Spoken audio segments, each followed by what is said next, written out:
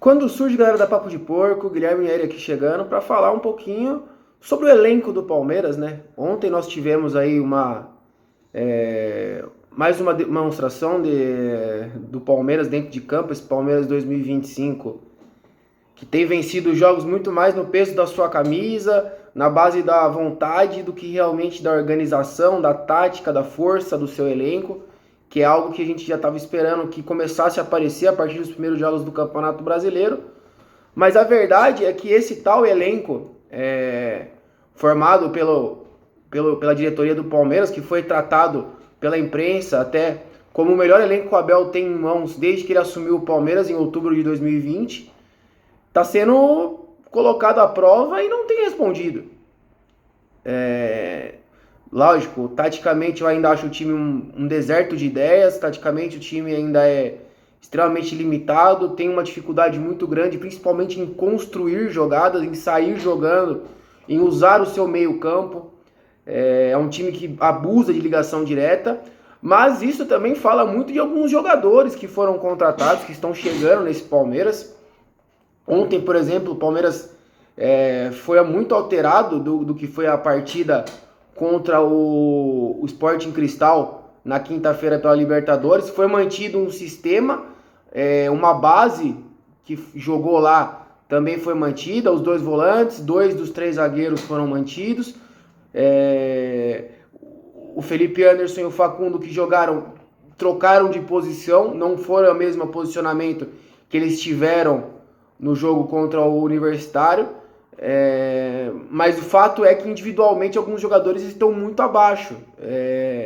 O Mikael, para mim, até agora não me convence para ser um zagueiro contratado por 28 milhões de reais, por ser um zagueiro.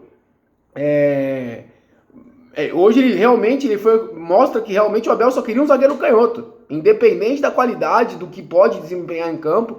O que o Mikael mostra para o torcedor do Palmeiras é preocupante. Pelo menos da minha visão, os jogos que eu vi com alguma exigência, o Mikael tem sérias dificuldades técnicas, se dificulta com bolas tranquilas, não tem personalidade para colocar uma bola na frente e sair jogando. Na MLS a gente via ele pegando bola, construindo o jogo. Meu Deus do céu, cara. Realmente não tem como você fazer uma base do que é a MLS para um jogo de Campeonato Brasileiro, cara. Porque aqui ele não tem peito para fazer um passe de lado.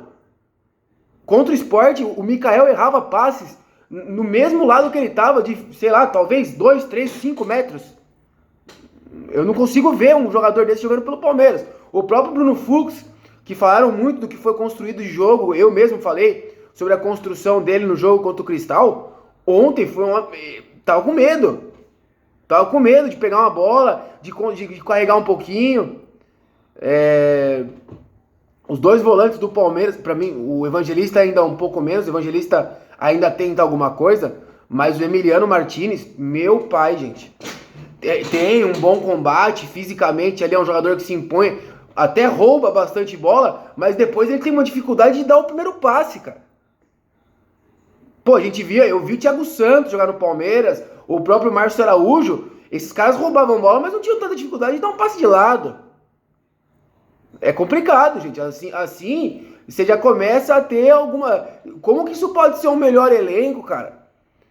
Galera, eu ouvi muito palmeirense criticando o Luan, criticando o Kusevich. Eu não vi o Luan tendo a dificuldade que esse Mikael tem pra jogar. Eu não vi o Kusevich ter uma dificuldade do Bruno Fux de dar um combate, cara. Então a gente também começa a olhar... Eu começo a olhar pra um lado e pro outro e falar, será mesmo? Cara, o Giai, nós fomos no São Lourenço, pagamos 7 milhões e meio de dólares, jogador de seleção argentina de base. Ele não sabe não fazer um cruzamento, cara. Ele não chega na linha de fundo, não sabe fazer um cruzamento. Ele tem dificuldade para segurar o ponto esquerdo, que era do Barleta, cara. O Christian Barleta, pelo amor de Deus, gente. Pelo amor de Deus. Então eu começo a me perguntar... Eu acho que o Palmeiras, sim, ganha opções espetaculares. O Evangelista, o Paulinho, o Vitor Roque, que mais uma vez, até fora de posição, mostrou ser um cara de competitividade, de combatividade. de chegar, de ter uma qualidade técnica para fazer jogada, para arrastar a defesa para trás. Mas, cara, pensando num elenco, um time que gastou 500 milhões de reais em contratações, por mais que esteja se movimentando ali, como eu sempre falo nas lives, trocando pneu com carro em andamento, cara, não dá para ser tão pobre assim. Não dá pra ser tão pobre de ideias de construção. O Abel ontem assumiu na entrevista que ele tá com dificuldade de achar. Mas, cara, Abel, você é muito bem pago pra isso, cara. Pro mínimo. O time não se encontra. Você tem que... É aquela situação. A gente vai se encontrando. O jogo vai andando. Ontem o Palmeiras melhora um pouco. Quando ele volta para aquele sistema que eu particularmente não gosto, que o Palmeiras joga desse jeito, que é o 4-3-3, ele coloca o Aníbal Moreno, que tem mais qualidade técnica, e o Veiga, que mesmo em mau momento, deu alguma opção de meio campo para o Palmeiras. Na primeira jogada que o Veiga pega na bola, ele encosta no Estevão. Então é difícil, gente. Tá difícil a gente falar e eu pensar que esse é o melhor Palmeiras que o Abel tem. Realmente me preocupa. Me preocupa porque algumas peças ali não mostram nada. A gente vai ter que fazer alguma situação aí. O Abel vai ter que dar uma pensada, olhar a característica dos jogadores. Ele falou sobre a questão da saída de bola também, que os camisas 5 do Palmeiras, o Aníbal e o Martínez estão com muita dificuldade. Mas a gente tem que evoluir. E ele mesmo falou, nós não teremos tempo para uma preparação. Você não tem tempo para pegar o time descansado, treinar os caras, variar o sistema. É um time que vai ter que ser construído dentro de jogos. Então, a grande preocupação do palmeirense hoje é como é que nós vamos encontrar esse time. Essa semana nós temos 2 jogos importantíssimos. Nosso primeiro jogo em casa na Libertadores e clássico contra o Corinthians. Nós não vamos jogar no Allianz Parque. E ainda vamos pegar o Corinthians, embalado, jogando bem, fez um bom jogo contra o Vasco. Ganhou uma final da gente. A preocupação é como é que o Palmeiras vai chegar nesse clássico. Espero que contra o Cerro a gente consiga um bom resultado. Mas o jogo é sábado. Sábado a gente tem que estar lá. Tem que demonstrar alguma coisa diferente pro torcedor, Abel. Não tem como mais, cara.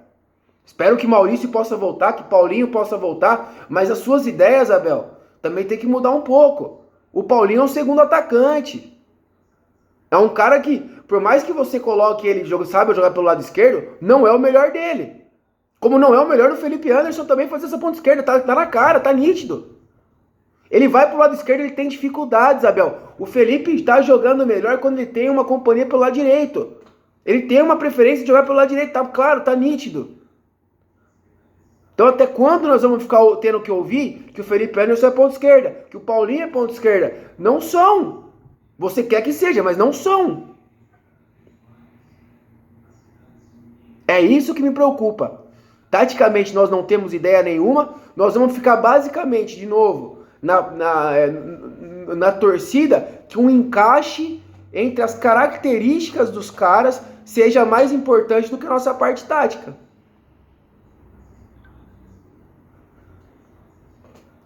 E é isso aí, galera. Vamos aguardar, então. Então vamos aguardar, porque são ideias, são coisas que eu venho aqui trocar ideia com vocês. Imagino que vocês também devam estar incomodados com essa postura do Palmeiras, até com a qualidade desses caras que... Giai, Vanderlan, Mikael, Bruno Fux. E é isso aí, galera. Esse aí é o melhor elenco que o Palmeiras deu pro Abel, entendeu? Então... será que é verdade mesmo que esse é o melhor elenco na mão do Abel? Eu quero saber de vocês aí, comentem pra mim se vocês também pensam da mesma forma. Hoje, 18h30, tem discussão, tem live aqui na Papo de Porco, sigam a gente, inscrevam-se, passa o canal pros seus amigos palmeirenses que vai ter resenha, vai ter muita resenha esse ano aqui junto com a gente na Papo de Porco. Quarta-feira, Libertadores, vamos que vamos. Sangue, suor e avante palestra, rapaziada.